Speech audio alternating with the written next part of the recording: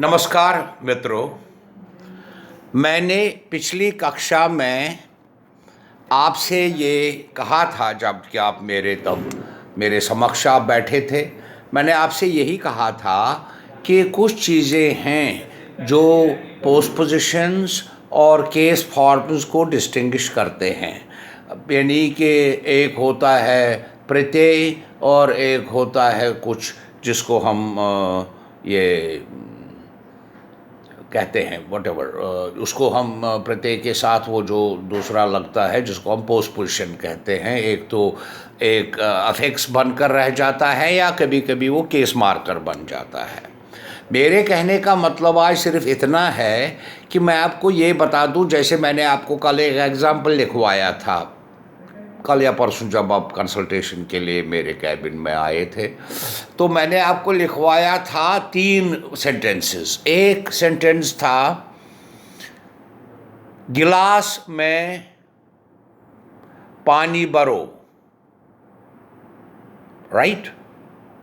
दूसरा मैंने कहा था गिलास से पानी भरो, राइट।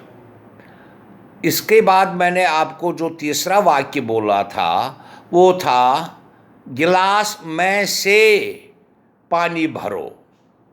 और ये जो में से है, इसके लिए हम ये भी कह सकते हैं गिलास से पानी भरो, उसमें मैं की ज़्यादा ज़रूरत नहीं रहती।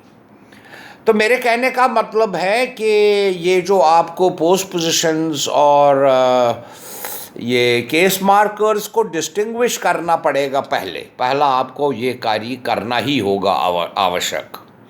उसके बाद आपको ये आवश्यक करना पड़ेगा कि इसके अतिरिक्त हमारे पास, मैंने आपको एक और कैटेगरी की बात बताई थी जिसको मैंने कहा था पॉजेसिव।